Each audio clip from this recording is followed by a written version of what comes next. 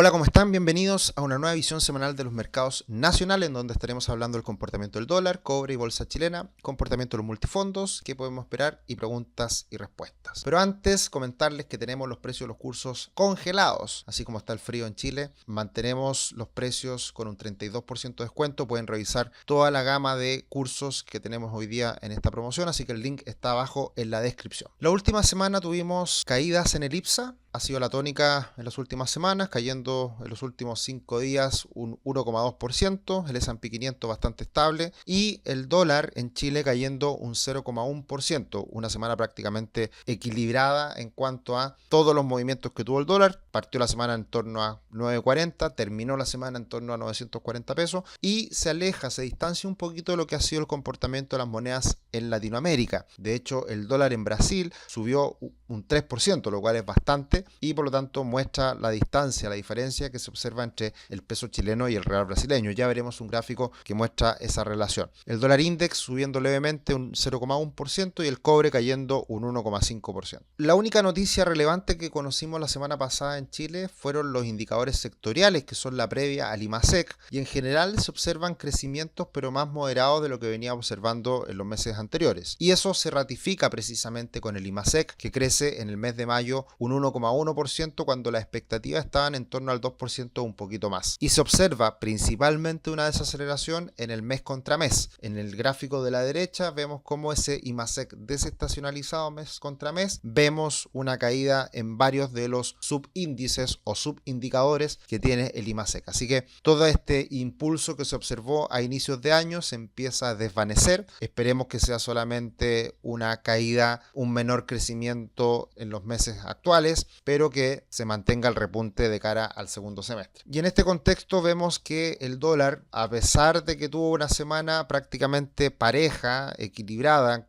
en el inicio y en el cierre, en torno a los 940 pesos, de todas formas fue una semana en general bastante alcista. Llegó el dólar a cotizar cercano a los 955 pesos y el día viernes se pega una caída relevante. Ahora, de todas formas, lo que se observa en el gráfico actual es que la corrección del dólar ha sido más significativa, más importante de lo que esperábamos hasta hace alguna semana atrás. De hecho, nosotros pensábamos que podía llegar a 9.45, 9.48, 9.50 por ahí, y subió un poquito más que eso. Ahora, de todas formas, la semana la termina en 9.40, así que también no es para preocuparse, pero la tendencia, como se puede observar en el gráfico, estos mínimos crecientes que sostiene esta directriz alcista azul que está ahí, se mantiene, y por lo tanto, mientras se mantenga sobre esa directriz, el dólar podría seguir en esta alza y presión alcista que ha mostrado en los últimos días. Y lo que llama la atención es que el comportamiento del dólar en Chile, si bien ha sido al alza en las últimas semanas, es un fenómeno a nivel LATAM, es un fenómeno que hemos visto en otras divisas de la región, es un fenómeno que se repite en el peso colombiano, en el peso mexicano y también en el real brasileño, y ahí podemos ver cómo desde hace algunos días atrás la tendencia al alza de todas estas monedas de la región ha sido al alza, ha sido en esa dirección, con la flecha azul que se observa en el gráfico. Y por otra parte, el dólar en Chile ha tenido una trayectoria más bien a la baja en los últimos días, o si miramos en ese mismo periodo en donde vemos esta alza, vemos que el dólar en Chile se ha mantenido prácticamente plano. Entonces, de todas formas, nuestra divisa, el peso chileno, se ha mantenido algo más fuerte que otras monedas de la región, y todo esto es un fenómeno que se ha observado en otros países y que va de la mano con el repunte que ha tenido el dólar index, el dólar a nivel global, en las últimas semanas. El cobre sigue bastante parecido a como lo hemos comentado en las últimas semanas. El cobre sigue en torno a los $4 con 40 centavos la libra,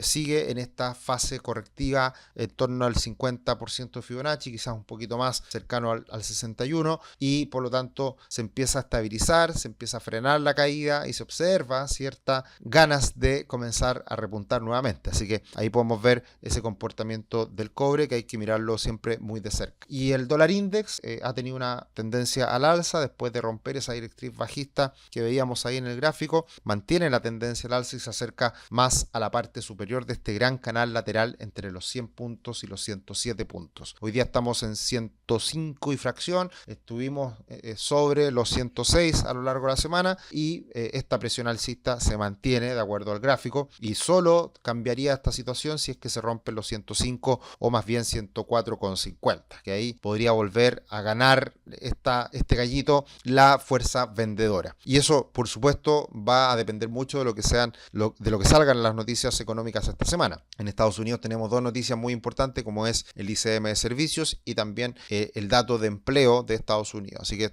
estas dos cifras podrían marcar la pauta de cara a los próximos días y podría generar algún cambio en estas tendencias que observamos en el dólar a nivel global. Tu futuro comienza hoy. Conoce la primera plataforma de planificación financiera de Chile, crea tu cuenta gratis y obtén una gift card de 25.000 pesos para comprar alguno de nuestros cursos. El link está en la descripción, así que aprovechen, por supuesto, este gran descuento, esta gran gift card. Y el IPSA, como veníamos comentando en las semanas anteriores, después de romper esta tendencia alcista que se observaba acá, estos mínimos crecientes que veníamos monitoreando, cae en las últimas semanas y específicamente el día viernes se pega una caída importante el IPSA y por lo tanto más bien lo que observamos hoy día es una lateralización que pudiera estar entre un soporte en los 6.300 puntos y por arriba los 6.800 puntos. Así que se calma este optimismo para la bolsa local y vemos esta lateralización que se empieza a afianzar. Por lo mismo, como tuvimos una caída importante esta semana en el IPSA, tenemos pocas acciones que se benefician a lo largo de los últimos 5 días. Senco Malls, lo único que sube cerca de un 4% y luego Parauco un poquito más de un 1%. Pero en general tenemos caídas la última semana, con Chitoro cayendo un poquito más de un 4%, en el Américas cayendo cerca de un 4% y Mallplaza también cayendo un poco más de un 3%. Y en este contexto de caídas del IPSA y también de caídas en el peso chileno, en general en las últimas semanas tenemos que el ETF de Chile ha corregido bastante y después de acercarse a los $30, a los 30 puntos, hoy día está en torno a los 26. Una gran caída, pero también esa caída ya se empieza a frenar cercano a este soporte que observamos hoy día en torno a los 25 puntos. Así que se empieza a hacer más atractivo también la bolsa local por el ETF de Chile, el SH. Y esto va muy de la mano con el mal desempeño que ha tenido la bolsa de Brasil, que acá podemos ver en esa línea moradita que cae muy fuerte en las últimas semanas y por ese motivo es que también ha arrastrado a otras bolsas de la región y específicamente la bolsa chilena. En cuanto a los multifondos, estamos prácticamente cerrando el mes con los datos que conocimos el fin de semana al día 27, al día jueves, y por lo tanto lo que observamos acá es que el multifondo A sube cerca de un 2,6% en el mes, el multifondo C sube un 1,23% y el multifondo E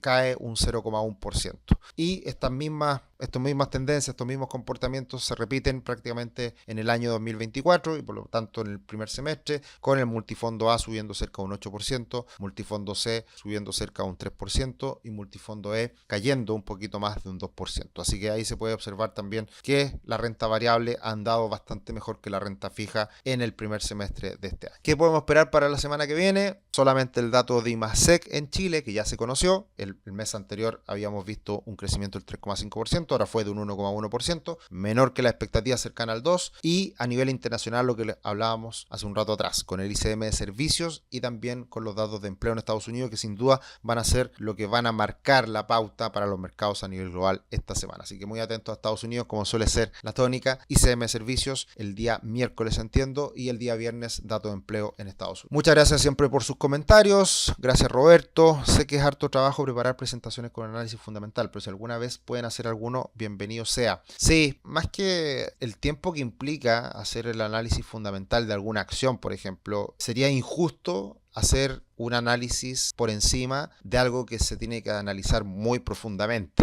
Entonces, además, ¿por qué hacer el análisis de una sola acción si en realidad deberíamos analizar muchas acciones? Entonces, por ese motivo es que una de las cosas que nosotros adoptamos como política es que en general nosotros cuando invertimos en acciones, en renta variable, lo hacemos a través de fondos diversificados, más que comprar acciones en particular, y por eso siempre cuando algún cliente y nos consultan sobre acciones, nosotros recomendamos siempre revisar los webinars que hacemos con Tomás Casanegra, que él evidentemente hace un análisis mucho más profundo y nos sirve como complemento para poder tener una visión respecto a algunas acciones en particular. Gracias Esteban, gracias Patricia, Miguel, don Sergio, buen video, me llama la atención que ahora los bancos en teoría empiecen a prestar más dinero, ya que justamente creo que salió una ley que hace que la gente se pueda endeudar menos. Esta ley la está aplicando ahora, por ejemplo, el Banco Falabella, donde me redujeron la capacidad de endeudamiento y ya no puedo pedir dinero ahí teniendo el mismo sueldo. Sí, esto es un cambio que se venía masticando, trabajando hace muchos años y por lo tanto ya era un secreto a voces de que esto se iba a aprobar en algún minuto, y también entendiendo de que cierta flexibilidad que tenían las instituciones financieras igual de todas formas se hacían teniendo en cuenta que había en muchos casos más deuda de la que aparecía en el sistema. Esto yo creo que se va a ir monitoreando y modificando poco a poco. Esto depende mucho también de la situación personal que uno tenga, ingresos, pagos, carga financiera, varias cosas que son importantes para ver si nos prestan o no plata. Y por lo tanto, lo que va a ocurrir naturalmente es que cuando la situación les afecta a las entidades financieras en donde ofrecen menos créditos y por lo tanto pueden tener menos ingresos, eso también se va modificando con el paso del tiempo y las empresas deberían ser más proclives a ofrecer más dinero si la situación económica también en Chile mejora. Así que depende de varios factores. Lo iremos viendo, por supuesto, a medida que se sigue entregando información. ¿Qué está pasando con Sokimich? Gracias, ya no hace análisis de acciones en particular. Las acciones en particular que analizamos lo hacíamos desde el punto de vista de análisis técnico y eso lo hemos dejado de hacer en las últimas semanas. Vamos a retomarlo, eventualmente en alguna acción lo podemos hacer. Así que buen comentario para ver si retomamos ese tipo de análisis. En el caso de Sokimich, que ha estado bastante afectada, muy castigada en el último tiempo y podríamos revisar sin duda. Eso sería en cuanto a la visión semanal de los mercados nacional y nos encontramos en otro video. Que estén muy bien. Chao, chao.